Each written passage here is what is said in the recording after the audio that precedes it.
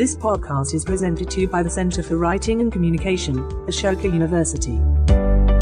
Hello everyone to this newest episode of Back to the Tutor, the podcast series from the Center for Writing and Communication, Ashoka University. Continuing our series of conversations with academics, artists, and educators, which have focused on topics like academic writing, creative writing, language teaching, and pedagogy, we now turn to translation. Translation is, of course, a form of writing which is certainly indispensable to our reading. And yet it's something whose labor and formal elements are relatively undiscussed. So we are now in this episode going to devote our time to discussing some elements of translation, and joining us today to help us navigate through the many themes and subjects that are tied to the subject is Professor Rita Kothari. Professor Kothari teaches at the Ashoka University's Department of English, and she's also one of India's foremost translator. Her book, Translating India, The Cultural Politics of English, is particularly relevant to the subject of translating in India. She has also translated extensively from Gujarati and Sindhi into English, and occasionally vice versa, while also having done a considerable amount of ethnographic research as a scholar on marginal communities, especially emphasizing the narratives of identity. So thanks a lot, Professor Kothari, to join us today in our episode. It's lovely to have you. Thank you, there. Thank you. So I was wondering if we can begin just as an activity, how much do you see translation as rewriting, or rather a particular kind of writing, a genre of writing, perhaps somewhere in between reading and writing creatively? And does it also appear to you as the highest form of reading, since it necessitates the level of concentration and attention to the most minute of details, the most particular of nuances, and so on? Instead of highest form of reading, Uday, I would think of it as the most intimate form of reading. Because translators are concerned so much with not only why certain words are chosen, by why certain other words would not work, why syntax is in a particular way, what is the arrangement between these different sentences and paragraphs and so on. So it is almost like studying the architecture by kind of opening up every brick and mortar in a building and say, okay, where did the columns come from? What are the beams? What actually went into the construction of this particular monument? And so in order to kind of appreciate the beauty of a monument in all its ready form, sometimes you also need to kind of track back. You need to trace back its steps, and you need to try and understand that how was meaning created by choosing these particular formations. And so translators really invade the text. They become very intimate with it.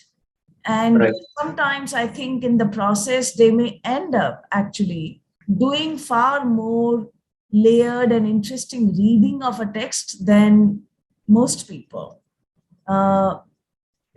Now, your question about whether it is writing or it is rewriting, I don't see writing and rewriting as two separate things there, generally.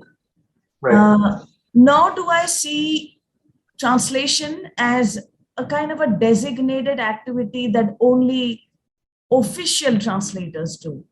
What I'm trying to say is that even writers are involved in acts of translation.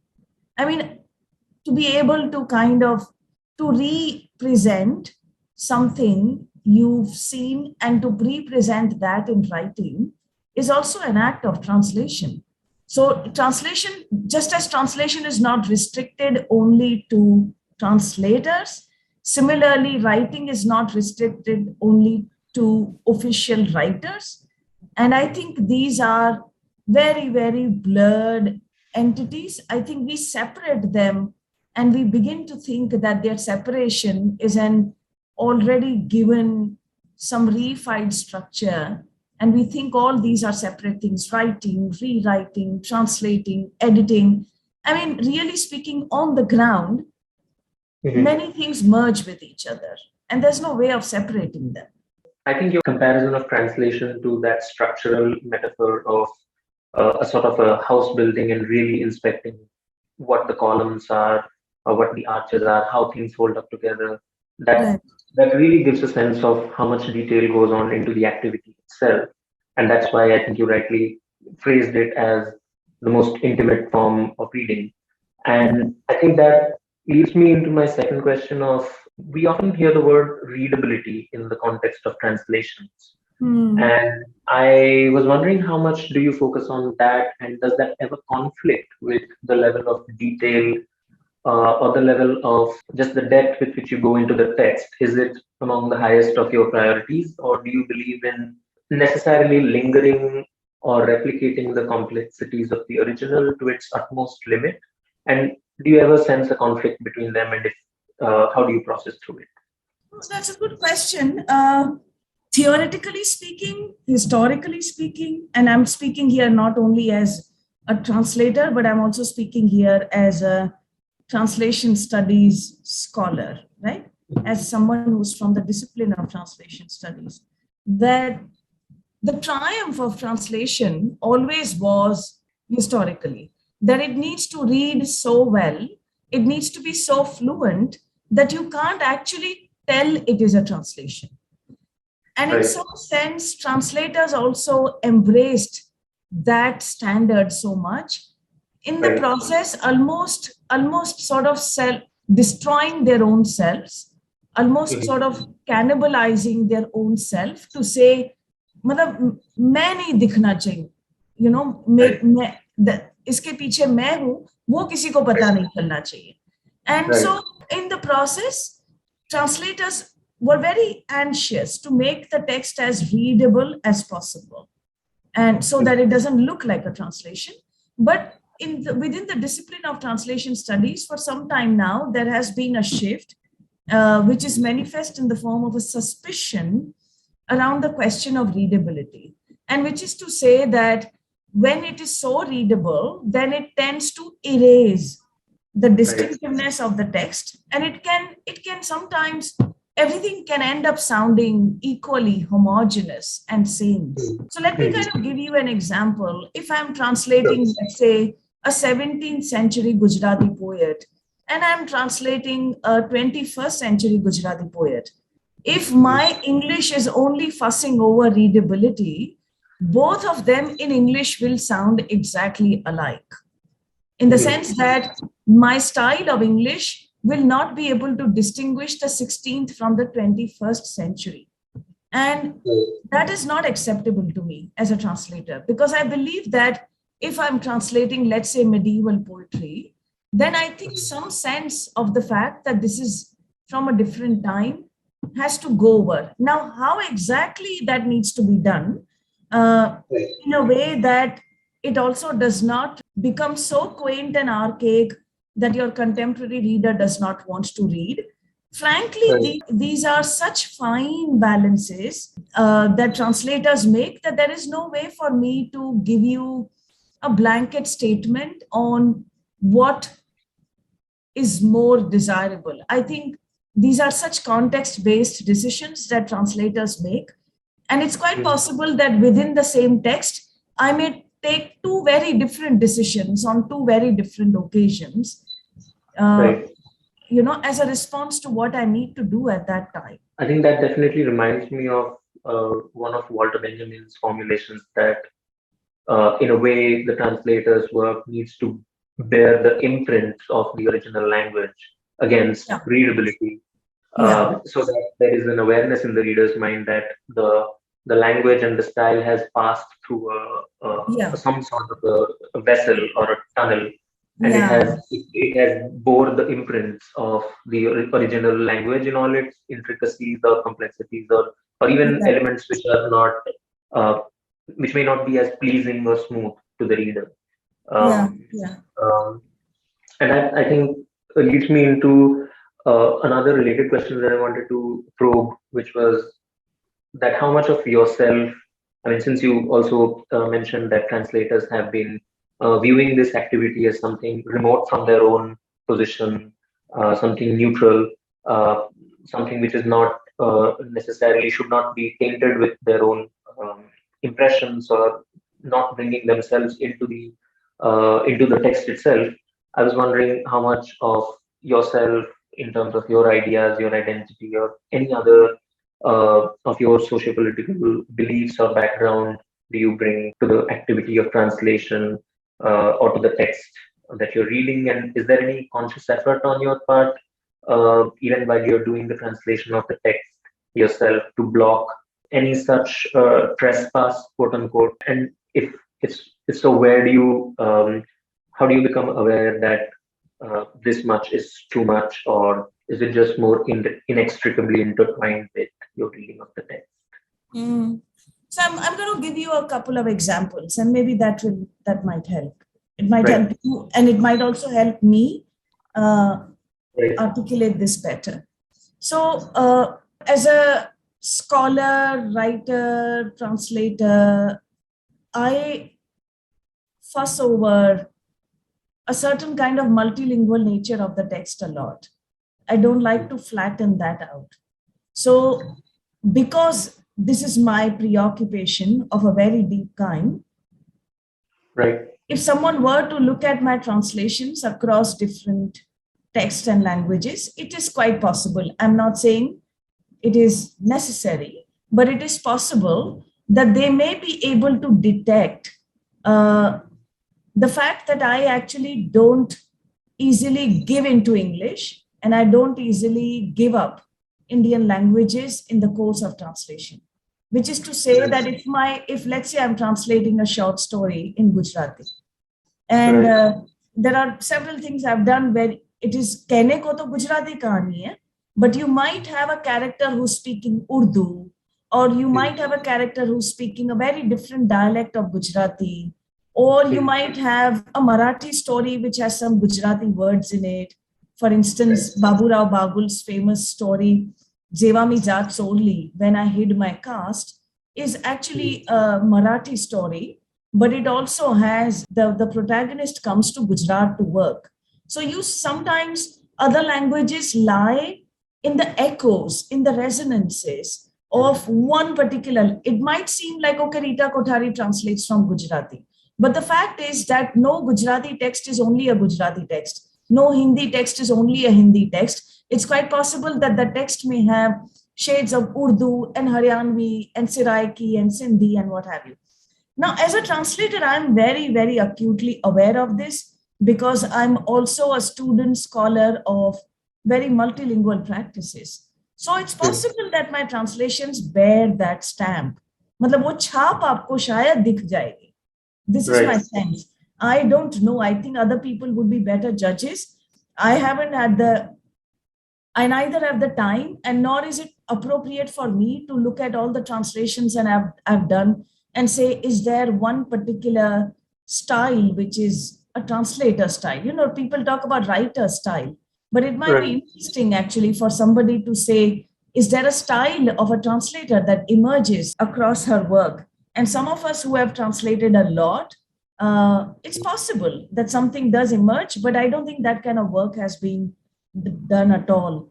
So the question about, now another question is, you asked me about subjectivity. So while I gave you one example of a preoccupation I have, which is of, if you like, an intellectual kind, I'm also a woman. And therefore, sometimes there would be occasions where something sort of jars a little bit and I'm not fully comfortable. And I do actually sometimes sort of diffuse that a little bit. Not make it disappear completely, because even if it is patriarchal, my readers need to know what it is. So I can't sanitize it.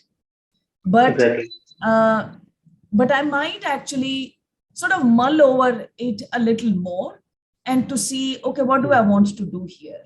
So for instance, a trilogy of K.M. Munshi's novels that I translated along with my partner Abhijit, it had a very Padmavat kind of scene. Have you watched Padmavat? No, I haven't actually, but I'm guessing that I get a sense of what you're saying. Yeah, so there's Johar-like scene there. Oh, I see. And just as when it was happening in Padmavat and I just wanted to turn my gaze away, similarly, Right. when it was happening in this novel, and I was co-translating this, and I just could not sit through it. And as I said, so sometimes when people collaborate on projects, you do that, right? Like someone Right. takes the lead on certain section, someone else takes a lead on certain other section. And I Right. remember that particular section, I actually got up and I said, Abhijit, why don't you do this? I don't think I will want to deal with this. Right. I can't remove it because it is a trilogy that is based in medieval time. Right. It comes with a certain philosophy, ideology, what have you. And who am I to sanitize it? If I have a problem, then I shouldn't translate it altogether. Right? So, yeah. Right. I think since you mentioned that in the beginning that many times in translations, in fact, most times, and it might even be inevitable that there are echoes and resonances of other languages in one language. And there are, and it seems to be that most of the times it will be the case that one language will not completely take over, but it's always in terms of echoes or resonances or in these sort of ghostly connotations of language that other language will, sort of immerse itself. So, I mean, taking that idea to the landscape of how English language dominates generally in the world and also in India, how do you view the ubiquity of English language in the translation landscape? On the one hand, do you think enough translation is being done to English from marginal indigenous languages? And what is your sense of the promise or possibility of cross-linguistic translation among Indian languages, not in English, but from one Indian language to another? Do you think that it's rising in contemporary times, or are we finding ourselves falling back to English as a sort of medium? I think I'll answer the first half of your question, which is actually separate from the second half, because at one point your question is about what are these echoes and resonances to do with the fact that the translations are happening in English most of the time, right? And whether English can carry these echoes and resonances.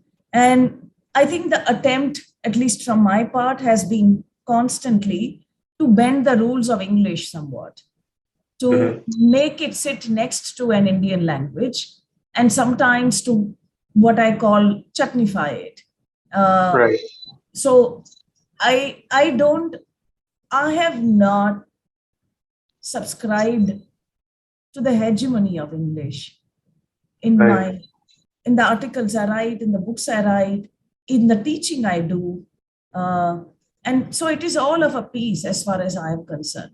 So if there is a student that comes to me from a certain kind of part of India, which is, let's say, not metropolitan, and the student doesn't come from some privileged class and has not accrued merit through some class and caste-based structure, if my attention is to say that I want to hear this student, I want to hear her in her language, in her context, and I don't want to violently impose English upon the student in this manner, that I may still encourage the student to navigate through English, but without feeling inadequate. Do you understand? And that has been a very fundamental ethic for me as a teacher. And I think whether I'm dealing with translation or writing, that is the approach I take. So if in the process I have to bend certain rules of English, sometimes vernacularize it, Indianize it, have a sentence in English, but also sort of make a phrase or a sentence in Hindi, Gujarati, जो भी मतलब depends कि text क्या है. मुझे अगर जरूरी लगता है तो मैं रख देती हूँ वहाँ पर. So that answers the first part, I think, of the question. Your second question is different, and that's not only about these micro practices of a translator. I think it is a more macro question about translations between Indian languages. So again, I'll kind of try to keep this crisp, but it's a bit difficult because I'm so immersed in this history that there was a time, when let's say translations from Kalidas or Ramayana or Mahabharata or Sharad Chandra Chatterjee or Bankim Chandra would happen in different Indian languages, and people didn't even know sometimes who were these people. जो आपकी कोई संस्कृत की चीज मराठी में ले आता है, बांग्ला की चीज कहीं और ले जाता है, and sometimes these are translators that just produced these things. Sometimes these books didn't even mention names of translators. That kind of uninstitutionalized, but an interesting and continuous sort of crisscrossing that stopped long ago. What did happen is that organizations like Sahitya Akademi, National Book Trust, through certain kinds of programs like Adan Pradan and so on, they started actually translating between Indian languages, but they would commission it. Sometimes they found it really difficult to find translator. Let's say if something needs to be translated from Oshamiya into Marathi, you need to have somebody who knows these languages and who can do it without mediating through English or Hindi. And that has been a very serious challenge for these organizations. So that should already tell you that the question you're asking is not only about text and translation, but the question is also a sociological one about whether Indians speak multiple Indian languages with equal prowess. The nature of urban bilingualism is you would have one Indian language and you would have English. And that is by and large the norm. I'm not saying that there are no people who don't speak several languages. In fact, you will find them much more in people who have to labor for their livelihood. वो लोग भाषा सीख लेते हैं एक शहर से दूसरे शहर जाते हुए, because they need to sell their wares and they are far more multilingual than people like us.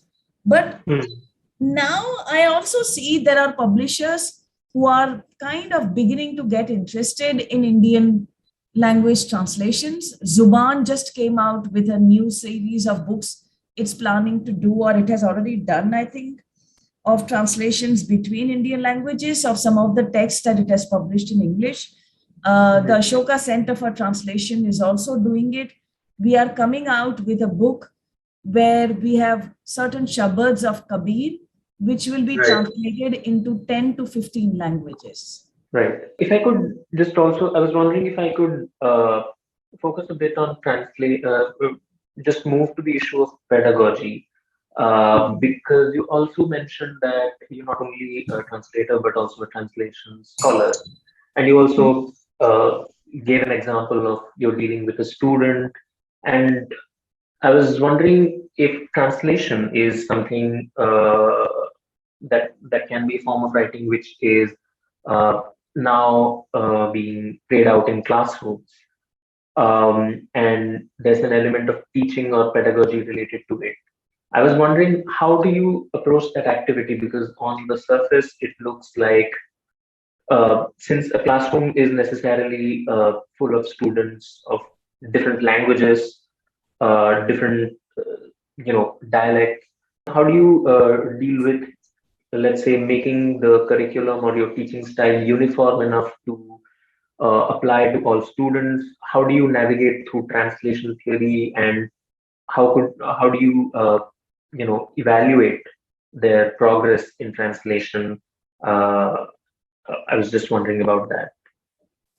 Okay, so there are basically multiple things going on here. I am not teaching courses on how to translate, Uday. Right. What I do is that translation becomes, and which is why you keep using the word activity for translation, because I think that it's a slightly reductive way of describing it, because translation to me is a certain epistemological mode by which a literary text can be approached. So when I talk about translation in a pedagogic context, I'm not talking about teaching translation, but I am talking about how to read like a translator, by which I don't mean that the students have to go and translate it into some other language. But what I do is, let's say if I'm teaching Munshi Premchand stories, or I'm teaching Krishna Sokti, or I'm teaching, Bankim Chandra or whatever, then I do a very bilingual teaching. So I would keep a Marathi or a Hindi or a Gujarati or Bangla text with me wherever I'm able to understand the language or deal with it. And I keep English side by side. And there is a certain, and I'm not comparing line by line, but there's a certain way by which over, let's say 6 lectures when you are dealing with a text, I go back and forth between the Bhasha text and the English text. And sometimes that throws up certain questions and concepts and words which are very key to the text, but they show up their most interesting and layered meanings in this interaction between languages. So for instance, if I am, let's say if I'm teaching Dharmveer Bharti's text Andha Yug, and every now and then Andha Yug uses the word dharma, and Dharmveer Bharti would say dharma, the English translator would sometimes translate that as honor, sometimes translate that as religion, sometimes translate that as an ethics. And in kind of bringing this conversation in class, what I'm trying to then show them is that the idea is not whether the English translator has done justice to the word dharma or not, but let's try and understand what are these semantic worlds that these words are throwing up, and how do we understand the text through some of these keywords. And so I make students do a lot of back and forth. And so in that sense, translation for me is a mode of it is theory also for me, if you know what I mean. It is not only a practice. And perhaps, I mean, this is again a binary that I'm not comfortable with, because I use the practice theoretically and I use a lot of theory in my practice when I'm teaching it. At a more PhD and MA level, I teach a course on translation theory, where I might bring to class certain literary texts which have been translated, and I might ask students to kind of engage with those literary texts in the light of translation theory. So I find translation a very protean phenomenon. It takes many forms for me there, and it is not actually only one kind of thing, but I find it intellectually very, very rewarding for what it opens up for me as a practice in class. And I would really recommend that my next book, which actually has, which also engages with some questions of pedagogy, and especially with a classroom that has an unequalness to it, which every classroom does. But so it's a book called Uneasy Translations, Self, Language, and Indian Literature, where I kind of talk about these various sort of avatars of translation that come to inhabit a classroom. Right. That sounds very interesting, actually. And I'm sure that, I'm looking forward to the book. I'm sure that it will help a lot of translators contextualize things as well.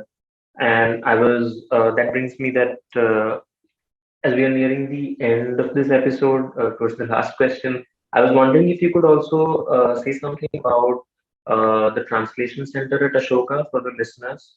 And lastly, just as a departing note, what would be your address or advice to student translators?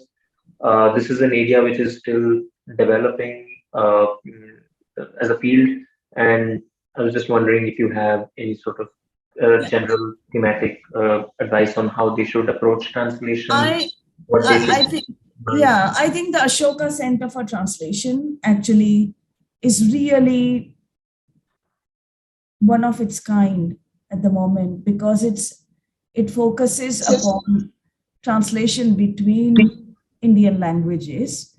Right. We do translations into English also, but we are very, very keen, and we are taking up very interesting projects, where we have a project called Translating Bhakti, where we are starting with Kabir, but we hope to go to Guru Nanak, we hope to go to Narsi Mehta, we hope to go to Andal, and translate certain things into as many Indian languages as possible. And people reach out to us saying, not only that I know Hindi and Bangla and mainstream languages like that, but people also reach out to us saying that I speak this particular dialect, or there are sometimes languages such as, for instance, Maithili or Angika or Kodavu. So people also approach saying that I work with these languages. So we are creating actually a huge archive or a database of translations that are being done, that have been done, translators that exist, and also hoping that anyone interested in translation would find this center and say, okay, can I do something with you, for you, along with you? And then depending on what kind of projects they are, what kind of strengths students come with or other people come with. Right now, there are already some students at Ashoka who are very, very closely related. They work with us very closely. Professor Arun Sinha has already made so many students translate almost professionally. There are students who are coming out with their first book by Penguin and HarperCollins and so on. So, I mean, this work had already begun. And I think you should have a chat with Professor Sinha, because he has done more hands-on work with students through his workshops on, translation workshop courses. My approach has, as I said, has been kind of making translation, activating translation as a mode of theoretical reading and questions of knowledge in a multilingual world. That is more my Bollywood. Yeah. Right. Again, definitely believe that also conversation with Arunava Sinha can definitely, throw light on many other issues of translation. But with that, I'd again like to thank Professor Kothari again for coming and joining us in this conversation. It was really enlightening and definitely demystified a lot of aspects of translation. And I hope that students of Ashoka or any practitioner of translation going out there, I'm sure that they get a lot out of it. So thanks a lot again, Professor, for joining us. Thank you. Bye-bye. Thanks.